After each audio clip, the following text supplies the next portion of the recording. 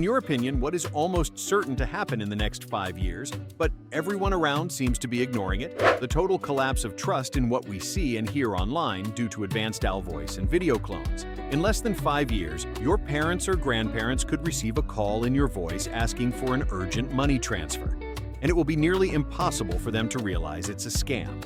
My siblings and I already discussed this with our parents and agreed we'd have a family password in case this ever happens. It's not related to any personal information. It's just a meaningless phrase, the kind an owl or scammer wouldn't think of on their own. Economic collapse. People have been claiming an economic collapse almost every year since 2008. It's always just around the corner. I'm not saying it won't happen, but goddamn, why is it taking so long? The 2008 crisis was caused by an investment bubble.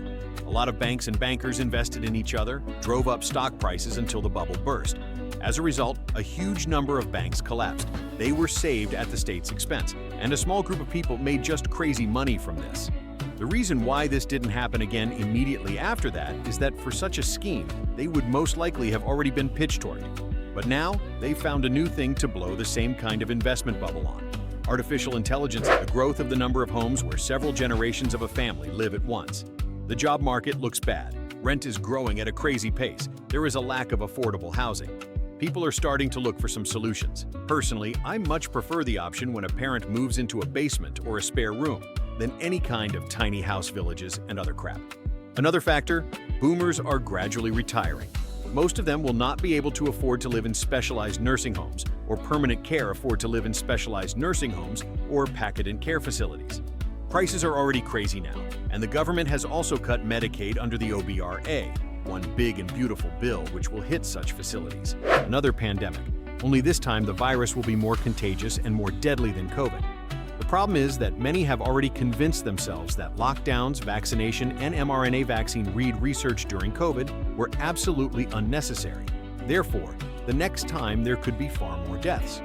I think there's a real chance that the economic consequences will be so severe that our world will already resemble an anti-utopia. Mass death of people in some region due to a combination of extreme heat and humidity. There is a threshold where the air becomes so hot and humid that the body can longer cool itself through sweat. A person might seem to sweat, but it no longer helps. As a result, the body overheats, and everything can end in heat stroke or death.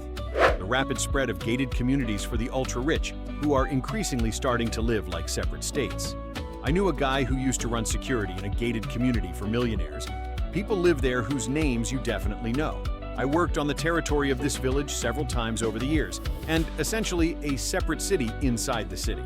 They have their own ambulance, their own armed security, and regular police almost never go in there. One time I was talking to this guy when he was drunk, and that happened often, and he said, "These people think that they are in security. They don't understand anything about how things work.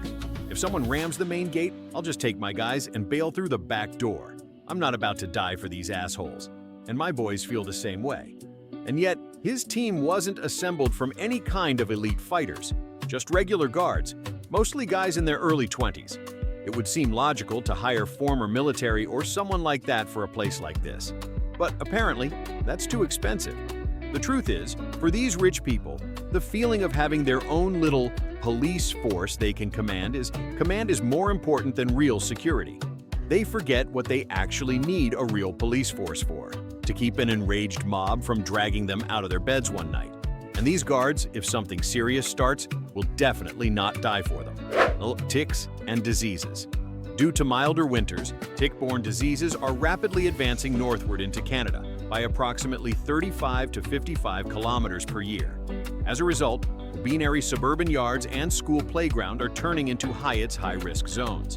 In Canada alone, the number of registered Lyme disease cases has grown from fewer than 150 in 2009 to over 7,000 in recent years. The problem is that early tests are often unreliable, and many still think ticks are only a problem for those who wander deep into the forest. Because of this, we are absolutely not prepared for the number of infections that could hit us in the coming years. And most alarmingly, it's not just about Lyme disease anymore. Ticks are increasingly becoming carriers of multiple dangerous infections and conditions simultaneously. Anaplasmosis, Powassan virus, which affects the brain, and alpha-gal syndrome, an allergy to red meat and dairy products caused by a tick bite. The good news is that in the next 5 years, it is very likely that new, more accurate diagnostic methods and long-awaited vaccines for Lyme disease for people will appear, which are already in the late stages of clinical trials. But until these tools hit the market, this quiet epidemic is spreading faster than people can learn about it. And if we continue to ignore it, it could turn into a serious public health crisis. Coral bleaching. If El Niño turns out to be as strong as models are currently predicting, then by the end of next year, coral reefs in the Pacific Ocean, up to altitudes of approximately 10 degrees from the equator, could die off completely. This will mean the end of reef fisheries in these regions. Edited. I'll add a little about the consequences for people. The residents of these rests entirely depend on reef fishing as a source of food. There is practice and suitable for agriculture there, certainly not enough to feed the entire population. At the same time, these island nations are already among the planet. At some point, they may face the choice, leave or die. About 300,000 people will suffer at a minimum. Edited 2. I'll add one more important point. When a coral reef dies, the ecosystem doesn't just get worse, it shifts to another stable state, most often an algal overgrowth. Add this means a sharp drop biodiversity. Plus, in many places, this will amplify the problems associated with rising sea levels.